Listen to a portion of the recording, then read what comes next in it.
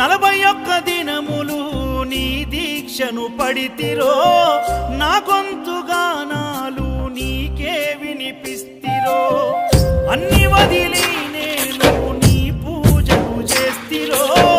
నన్ను నేను మరచి నీ సేవలో ఉంటిరో భక్తితో నీ భజన చేస్తూ బయలుదేరితి శక్తినిచ్చి నన్ను నడిపించు శబరికి నేను అలసిపోతిని నిన్ను చూడలేనని నీ భక్తుడైనా నే బాటసారిని